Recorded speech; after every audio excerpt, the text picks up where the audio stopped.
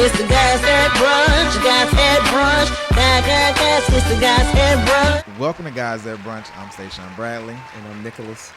Okay, so we do know that the Grammys have came on.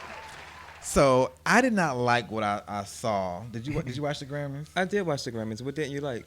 Okay, I have to be honest. I don't watch the Grammys. I hadn't watched the Grammys in years because I just don't care for the performances that they choose and the tributes that the people they pick to do these tributes is just half-assed. But I must say that the whole Kanye hoopla thing that happened, of course, the next day it was everyone on social media, on news channels and everything. So basically, I got a kind of glimpse of Entertainment Tonight, and they showed what happened when Kanye went up there, and they showed the audience reaction. Right, because did they show that during the live? They showed in the live feed the audience reaction. reaction. I was like, I missed that. But they showed the actual audience reaction, and I was completely disturbed because the niggas on the front row was acting like straight up niggas. Now, these are the same people that don't go to the NAACP Image Awards, that won't go to the Soul Train Awards, but to sit their coonish ass up on the front row at the Grammys, and when he go up there and disrespect that damn man, what like was they doing? They laughing and joking like, oh my God, dang, yeah, and thinking it's just the funniest thing in the world when this man is, this is a milestone for him. This is his moment. You referring to Jay-Z and Beyonce? And the crew. Okay. And this is his moment to go up there and, accept his award. Huh? Whose moment? Beck's moment. Because he going with album of the year, right, or whatever. So this is his moment, and this fool goes up there and takes basically the man shine, and all these niggas, because that's what they was looking like last night, that night, just laughing, and I'm sure the white folks at home like, so you can't take him nowhere, you can't invite him nowhere. What you expect them to do? He a grown man, so he do make his own decisions. So what you expect? Jay-Z and Beyonce like to they do? was co-signing the bullshit. That's what it looked like to me. I didn't see them like applauding him. I mean, they might have laughed. You didn't. You had to go back. I watched it. I saw it. Jay-Z was laughing, and did you? They were. Yeah. It was. You saw it, right? But I didn't see them like applauding him or like go Kanye. But he was talking about his wife. So I mean, his wife, right? Who should you talking about when Kanye said that she should have won? No. Basically, that not the end. I don't care what he said about the end, but I'm saying during the award show when he went up to the stage when the man won, because the man looking like, okay, I don't know what's going on. He was like, come back. The man, he didn't understand what was going on, and everybody laughing at this man. And then later on, he realized, oh, he was finna get me, and all these niggas laughing, acting a damn fool, but you can't pay him to go to the NAACP Image Award or the Soul Train Award. Was other people laughing? I don't get why we singling out Beyonce and Jay-Z saying how they should react not saying just to Beyonce a grown man making their own decision. I'm saying all of them. It was all of them. I was laughing too. It was all of them. It was. I don't get how would we supposed to react though. Like I don't get like what reaction would you want us to. Let me tell you this. Let the Lord bless me. Let them say Sean got a Grammy and Kanye bring his ass up there. I'm gonna be a real nigga that night and beat his ass on live TV. Well, at least he did catch himself before he even said anything like that. And I'm gonna laugh afterwards too. He did catch himself, and he caught himself about to make a disaster again, like he did with the whole. That was purposely done. He didn't. He almost was up at the mic. He didn't was make it there. He stole that man's shine, point blank. Period. He didn't steal his shine because guess what? I didn't even notice it during the live airing of the Grammys. I noticed it after because the camera, but everybody in the audience knew. Camera B, go to camera B. Everybody in the audience, because remember it's a 5-second delay. Right, but I'm saying like delay. I don't think he stole his moment. I mean, he didn't say anything. I think he stole Taylor Swift's moment, definitely. He definitely stole. I don't see him. I don't think he stole Beck's moment. This man's moment too, because I'm like, and the man was like, "Oh my God, come back!" He was like, "Kanye, come back." I think the guy played it off great. Like he was just like he probably understood because everyone know what happened with the MTV Music Awards. So I think he literally thought that he knew what was going on. I think he thought that Kanye was going to congratulate him too, whatever, because he was like, "Come back." I'm like, well, that's not normal. You do realize he about to gank you. At the Grammys, you. That's not normal from someone to come up out their seat and congratulate you. But we do know this is Kanye's behavior that he will come up there and try to steal your moment. So I don't think he thought he was congratulating him. I think well, hopefully he don't do it again. I don't like to see things like that. I mean, I think the Grammys is not going off of like how many records you sold. It's going off like people who vote. Like it's by your artistry too, though. And they said this guy played like 17 right, but I'm saying they go off of like people who vote and things like that. So it's like the people who's on like the board and they vote for your album and they must have liked the album. Now my thing is this: what's up with him always caping for Beyonce when Jay-Z is her nigga? What's up with that? Oh, maybe he just liked Beyonce. Maybe he want to be her. I don't know. I'm just saying. I don't know. I'm here for that now. All right. You saw, but he always. I mean, it's like he. I mean, like it's like he's so vocal about Beyonce. He loves Beyonce. So I think Beyonce is great. I mean, I wouldn't be snatching mics from people, but I think she's a great performer. She's a great artist. I mean, everyone love her, you know. So y'all don't get it. You know what this is about? I can tell you this. This is about looking good in Jay-Z's eyes. I know. That's all it's about. Redeeming himself and all this. It's ridiculous. I mean, hey Jay, look what I did. I held it down.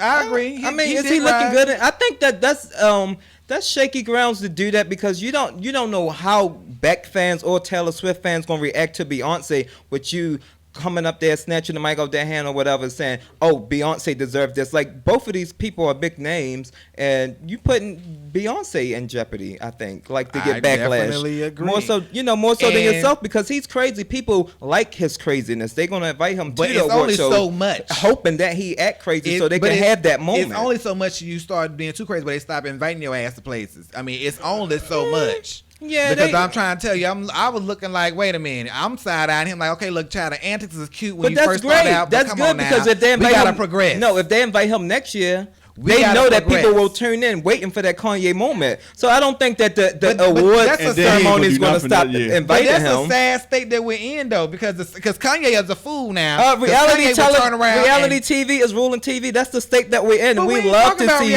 train wreck. No, but I'm saying like reality is people love to see drama. We love the train wreck. We love to watch that. So that's what we love. Team Twirl, right? That's what we love. Reality. That's fake reality. Team Twirl, that's what we love. That is fake reality. I don't want to be in a war show getting honored and some fool come up on stage and I'll be looking like, okay, wait a minute, hold up. Let's take it. We talk about the Grammys and shit. Now, let's go ahead and roll on over to the Beyonce / Ledisi controversy when she's singing, what is it? I Love the Lord or whatever the song is called. I can only say I didn't know the song. I thought Beyonce did a fine job with the song. Child. And I would say, like, anyone who's tuning in at the Grammys, do we want to see Ledisi? I can't name one of Ledisi's songs. So, I mean, I don't think the majority of people want to see Ledisi perform. A lot of people online were saying that she should have let her sing the song. It was However, people don't want to see Ledisi sing the song. They rather see Beyonce. It ain't even it. I don't think people know who she is. It ain't even it. What's Ledisi's last name? It ain't even it. We don't even know her last name. I don't know her last name. She don't go by her last. She go by Ledisi. I'm just saying, I don't know last name. I don't know any of her songs, so I'm just saying I don't think they would really want to see her. We know that girl. It's all about. It's all about. But you have to think about it. It's all about what the people want to see. It's all about what the people want to see. I can honestly say I stayed tuned into the Grammys after Mary J and Sam Smith performed to see Beyonce, and I know a lot of other people did. I stayed up for this. Yes. So if Beyonce's name wasn't on that roster, guess what? Those Grammys wouldn't have got as many viewers to continue to watch for the performance. They're like, stay tuned in. Coming up here is Ledisi. And that's because the problem I have. That's the problem I have. She got a following in nightclubs. Okay, so let's just say that and let's be real. Beyonce Ledisi got a following in nightclubs. No one want to see her. No. Come on up in here. Yeah. Come on up in here. Come on up in here. We're going to take a quick break. We'll be right back. We'll be back. God dang. That's a child. Queen out on Beyonce. Do you have a business, product, or event that you need to promote to men and women ages 23 to 44? If so, Radio on Fire can help you do it with one of our promo packages. Our broadcasts reach over 150,000 people per month. Sponsorship for one or all of our radio programs can include live mentions, social media posting, commercials, and more. Visit radioonfire.com/advertise to find out more about a promo package that fits your needs.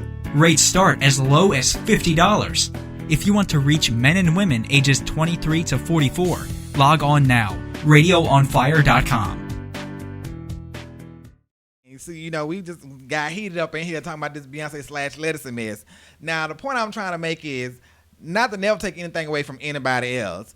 And we know Beyonce and all her accomplishments and everything like that or whatever, but she ain't end all to be all. She ain't all that. She Beyonce. She's somebody mammy. She a good singer. She a great performer. Okay, but again, she should have been singing. She should have been singing that song. She shouldn't have been singing that song, and I'm never gonna put anybody up on a pedestal but the Lord. I'm gonna put it like that. I mean, it's not even about putting someone on the pedestal. It's about calling it what it is. She is all of that. Now let me tell you what Ledisi should have done. And I'm not even a beehive, but I can admit that she's all of that. Let me tell you what Ledisi should have done up in there. She should have pulled a Sugar Avery on The Color Purple up in there when they started singing Lord, I'm trying to tell you something. When Beyonce started singing that damn song, Ledisi should have got her ass up in the aisle and started singing a real gospel spiritual on your ass and walked out that damn Grammy. She would have had backlash just like she would have had backlash just like Little Mama did at the MTV Awards when she tried to. We would have gone up. The church folks would have been with her. The real niggas would have been with her. Selma would have been with her. She should have got up like Sugar Avery and said, Lord, I'm trying to tell you something. Go get your ass off this stage trying to sing my song. And walk her ass out that damn audience. I mean, it was performed by someone else anyway before her. So I'm just saying. We know, but it had to deal, but it was the whole issue about dealing with Selma. But I don't think no one tuned into the Grammys thinking like, "Ooh, Ledisi is going to perform, or she might make a surprise appearance." The point is that if you put her name on there, guess what? It wouldn't have been that many people who watched it to the end. They didn't invite her to sing it. That's the point. She asked John Legend and them, John Legend, you can't say no to Beyonce. Yes, the hell you can't say no to Beyonce. You can say no to anybody in this world. I get tired of people trying to put folks on pedestals because they got so much more money or they got so much more talent. Everybody is somebody, damn, but there ain't nobody better than you. And I get tired of people acting like people are better than them. When it comes to entertainment, you got to give the people what they want. And let's be real. Nobody want her singing. Nobody want her sounding a mess. But they rather see her pretty face on stage than Ledisi. Now, when you singing the old Negro spiritual night, we want folks to get ugly for the Lord when they sing. Well, the Grammys all about ratings, honey. They don't care what they don't care what the nightclubs want. And that's why I don't tune in. Okay. All right. All right. So we got a couple questions on Facebook. And one of the questions is, would you date one of your friends' ex-boyfriends? And for me, I wouldn't date one of my friends' ex-boyfriend knowing going in. Now, however, I did date one of my friends, this guy that he was interested in. And but the guy said he wasn't into my friend. And my friend known the guy for years, but nothing ever happened with them. So did they have sex or did they not have sex? No, they never had sex. They never even dated. But my friend was really interested in this guy. So I went to my friend's birthday party, and me and the guy exchanged numbers, and we started talking. And my friend got really upset, and he stopped talking to me. And how long has it been since y'all stopped talking? Oh, it's been like a couple years. We haven't talked since. Have y'all seen each other since? No. He sent me a message on Facebook when it first happened and was like, I need to talk to you. I don't feel like getting into it. It was late. And after that, we never talked. Did you didn't follow up and say, okay, what about what? I tried to hit him up a couple times, like, okay, what's up? Like, what you want to talk about? But he wasn't interested. And I was like, oh, I think that must be the reason, like, he's upset. But for me, it's like, you and the guy didn't ever date, and the guy was not into you like that. And the guy said it many times, but he was just so infatuated with this guy that he really was upset with me. And I'm like, I think your friend is very insecure. And him and the guy is still talking. I'm like, oh, I don't understand that. Like, you and the guy are still friends, but you mad at me, and y'all didn't even have a date. But I mean, would you date one of your friends' ex? Hell no. No. Oh no, I wouldn't. Because normally my friends and I, we like different types of guys anyway, and I would definitely not date one of the people my friends have dated. Hell no. Like one of my friends like femme guys. I mean, you pull up at the damn Taco Bell with a child working there, and he got damn weave in his hair, and I'm like, child, you dating it? No offense, to each his own, but I'm just giving you an example of I can't do it. You know, I'm not saying, just because you feel me wear weave, if something wrong with you, it ain't. You look in the mirror every day before you walk outside, so you know what you look like. If you happy with it, I'm happy too. Right. Yeah. So, but I couldn't date my friends. Right. And like I said, if I know going in like someone dated someone, I wouldn't date them. But I mean, if you're interested in someone, that don't make them your man. Now, can I sleep with one of my friends' exes? In different situation. Wait a minute. No, let me quit. Would you tell them if you did? Hell no. Oh, but you would sleep with them? No, I don't know. It depends. I mean, it depends on what happened. Like, if I was single and we was at a bar somewhere drinking and it's been like years since y'all dated. I mean, like years.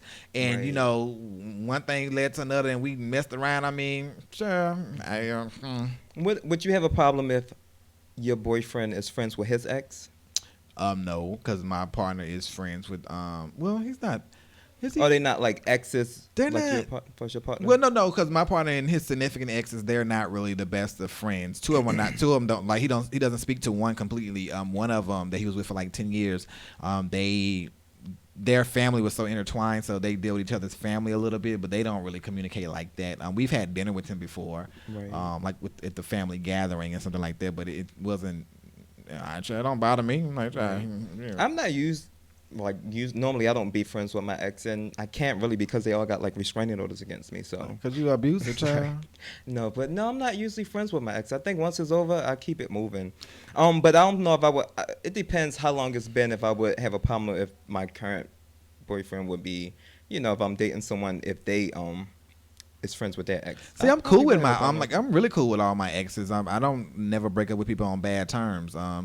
But right, but I'm saying like hanging out, like y'all can be cordial and wish each other happy birthday on Facebook. And like my ex came to Baltimore once. Like, I have an ex that lives in South Carolina, and he came to Baltimore once, and his partner actually lived in D.C. So they came up to Baltimore just for you. Or no. They were actually going around, like he was showing them around D.C. and Baltimore area. So he was like, I'm gonna be in Baltimore on Saturday. But yeah, that's different. That's cool. Like, okay, I'm gonna be in your town. Like, let's have dinner. But I'm saying like if they come in here just for you and you're the main attraction, then that's a problem. No, if we're friends, I mean, because some lovers can go from being some friends to lovers back to being friends or whatever. I agree. But I'm cool with all my exes, so I mean, I have no issue. Like my partners met like one of the guys that I was sleeping with for 2 years straight in Germany. You know what I mean? So I have no issue with that. I mean, I don't want them.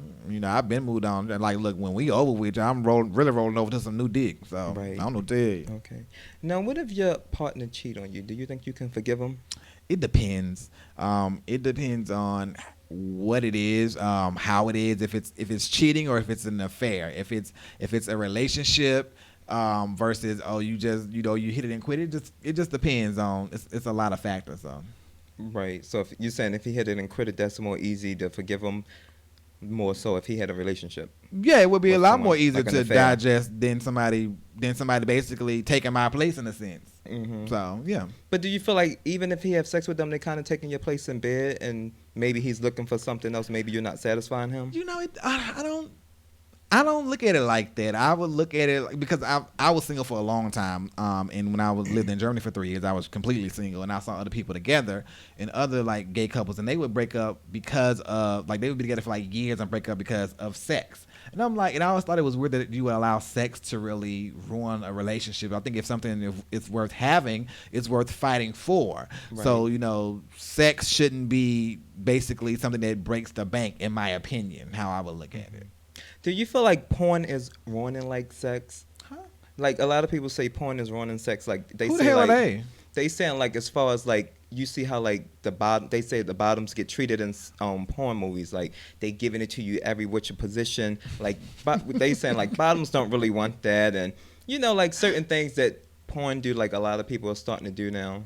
Do you feel like that? No. I mean, porn is a fantasy, for one. Let's be real about it. Porn is a fantasy, and when you listen to porn star interviews, they will tell you that they would love to be able to have sex in a bed. They would tell you that they would love to just go and have but that's the point that I'm trying to make, is that they would love to have sex in the bed. Like this is not how they normally have sex. So I'm saying with the like how they have sex on film, do you think that a lot of people walk away thinking that they can have sex like that in real life? Well, they're not too bright then, because I mean a lot of the stuff you can role play, you can do fantasy. I think you should keep sex interesting. To me, sex should never be boring. It should never be boring. It should always be something interesting. If it feels like a job, right, you're doing something wrong. I mean, right, and you need to talk to your partner. Y'all need to get that spark back, because sex should never feel like a job. It should be like, ooh, we get to go have sex tonight. Damn, yeah. You've been in your relationship how long now? Oh, actually, tomorrow it'll be 6 years. Oh, congratulations. Mm-hmm. What is it that you do to keep the sex, keep from being born in like the bedroom? Like 6 years. That's a long time, especially in the the gay world. They say. I'm nasty, so shit. Oh, okay. I mean, whatever it takes. Not whatever it takes. You ain't coming in my face and no shit like that. But I mean, you said what? I'm sorry, I missed that. You said whatever it takes. I'm just saying, basically, you're not coming in my face. So, and that's very disrespectful. Okay. I feel, to each his own. If you like that in your face, I can't do that. Okay. But to me, I think. I always say, my saying is, everybody is a whore. You just got to decide how you want to be a whore. Do you want to be a whore with everybody, or do you want to be a whore with your partner? And so I choose to be a whore with my partner. I saw a posted in like a group on Facebook. They were saying, can you turn a whore into a relation like your partner. And I was always thinking, like, my response was like, what is a whore? Like, we all have a past. It's subjective. Yeah, like we all have a past. Like, I don't know if you can define a whore. Like, I said, is it having sex before marriage? Because if that case, probably everyone in this group is a whore. The preacher. Some people feel like, that's very whorish if you have sex before marriage. So some people feel like that. So I'm just saying, like, I don't think you should judge people or say, oh, that's a slutty person, or like, what is a whore for me? Like, so I always say, like, it's interesting because I fall in that line of that double standard, like how men can do what women can't do, and I even apply that to tops and bottoms. Mm-hmm. I don't know how to apply it to a verse because y'all just getting everything. So I don't know how, but to a bottom, I think a top can go around and sleep with 20 bottoms and not be considered, out there. But a bottom can't go sleep with 20 tops and be like, what I'm saying, everybody be like, I done had you, I done used you, I done blah blah blah blah. You know what I'm saying? So I and it's sad that I fall to that double standard thing as well too, because I'm like, what about your self-worth? I ain't gonna be sleeping with 20 damn people in the damn room, and when I finally get a man, we go out to this party and 20 guys in this room done been up in me. Right. I mean, I don't believe in the double standards thing. I think, like, if I say, like, if the topper have sex with you on the first date, how can he judge you because you having sex with him on the first date? Well, so I'm not saying that the sex on the first date. I'm just saying, like, whatever. Like, if he have sex with 15 guys, he shouldn't be able to say you can't have sex with 15 you can have sex with 15 guys. I'm just saying, just don't poop where you sleep. That's what I'm saying. Is but like, I'm saying, if I believe in that, I'm going to apply it to everyone. I'm apply it to tops and bottoms. I don't prescribe to double standards. I don't look at it as in you. I look at it as more as in myself. I don't want to ever be on my partner's arm and us going into a party or a setting and knowing that I've slept with half the damn room and my partner know I slept with half the damn room and the room know I slept with half the damn room. That's what I'm talking about as in myself. I'm not. You could sleep on the first night if you want to. If you feel it, you feel it. That's all I gotta say about that. All right.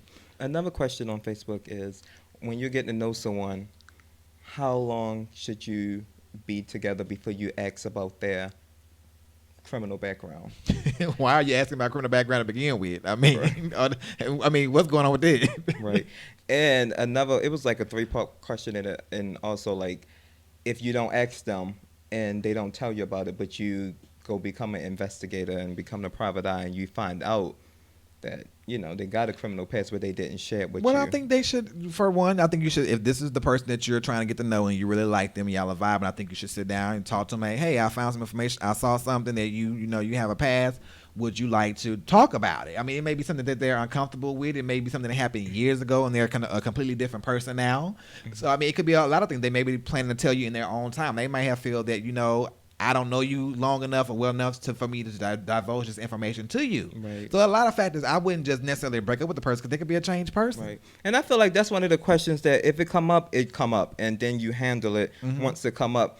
I'm not one who actually go out and like do research on someone before I go on a date with them or anything like that. I do believe that if you're going to do the research, do it before the first date. But I don't do that now. Like, I don't research or Google anyone. I did do that before in the past, and I did that, and mugshot came up, and the guy I was dating, his picture came right up. And I didn't bring it up to him. The conversation came up, and he told me, like, he had a past. But, yeah, I think that everyone, got a past, and you can change. But I wouldn't Google someone, because I like to go in, not looking for negativity. So when, we come to that question and we get there, then I ask you and hopefully you'll be honest. Yeah, it comes at times. It depends on when that person is comfortable. But we're going to take a quick break. We'll be right back. That from a woman's perspective. Rates start as low as $50. If you want to reach men and women ages 23 to 44, home of log on now with RadioOnFire.com. Giving you sports from a woman's perspective. Now, here's your host, Pebbles. Do you have a business, product, or event that you need to promote to men and women ages 23 to 44? Giving you sports if from a woman's Radio on Fire can help you do it with one of our promo packages. Welcome to our broadcast reach over 150,000 people per month. giving you sports from one woman's perspective. All of our radio programs now, here's can your host, include live Pebbles. mentions, social media Welcome posting, to commercials, RadioOnFire.com. Visit radioonfire.com/advertise giving you sports to find out woman's more about a perspective. promo package Now, that here's fits your host, your needs. Pebbles. Rates start as low Welcome as to $50. RadioOnFire.com. If you want to reach men and Home women of sports ages talk with 23 to Pebbles. 44, Giving you log on sports now. from a woman's RadioOnFire.com. Now, here's your host, Pebbles.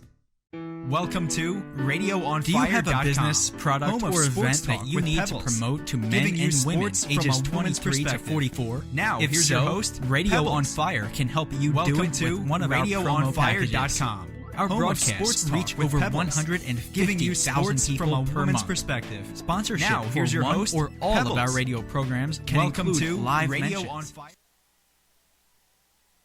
Okay, I want to ask you, say for instance, you have someone and y'all are, I guess technically enemies. Y'all don't really get along. Y'all don't really see it for each other.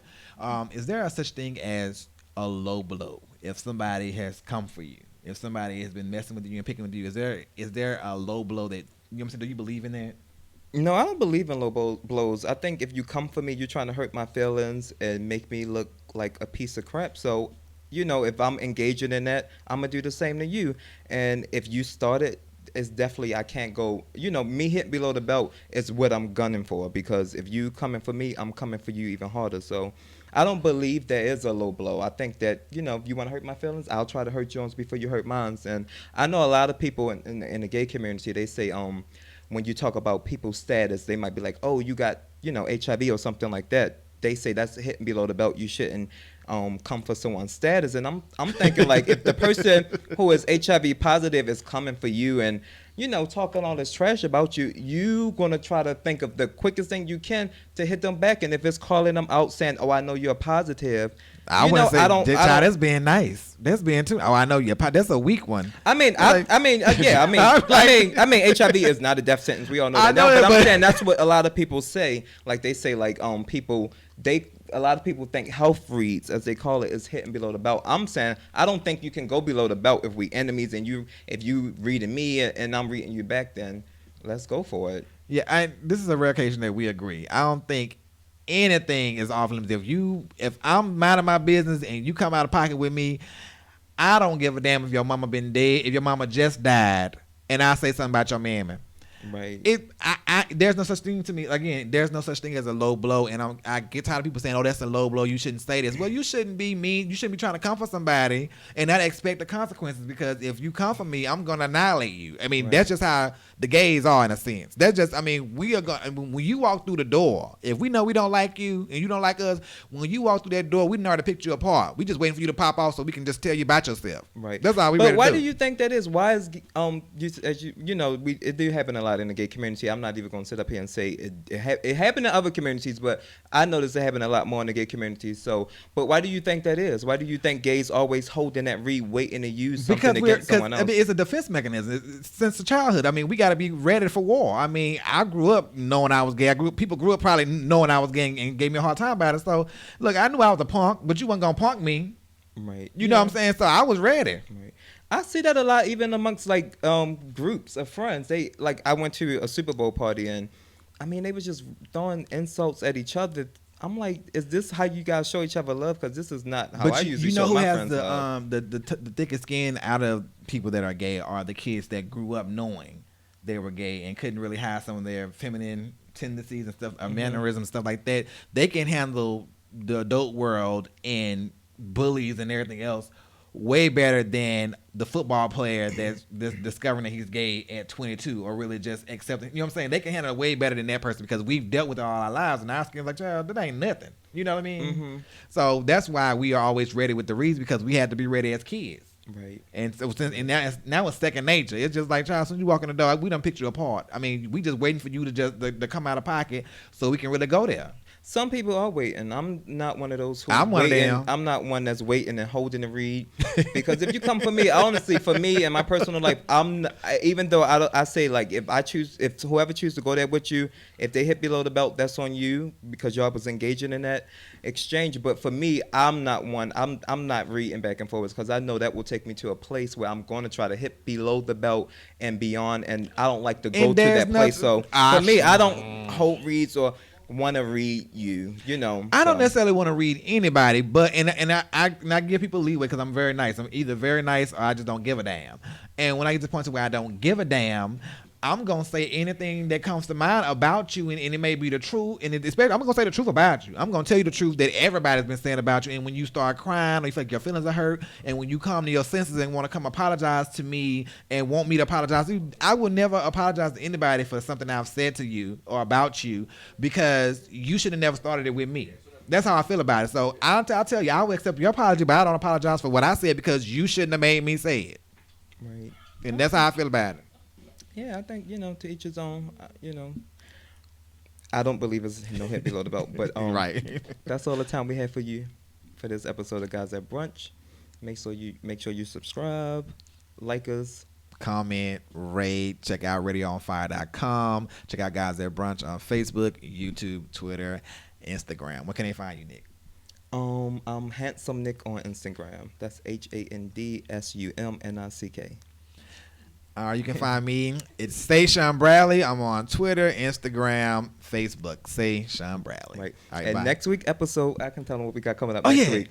We're going to have a transgender woman join us and talk about some issues that the trans women face. And she is so damn funny, too. Right. And also, we got coming up a domestic violence episode and also a PrEP. That's, PrEP is for HIV, a prevention drug. So we'll see you next week. It's the Guys at Brunch, Guys at Brunch, guys, it's the Guys at Brunch.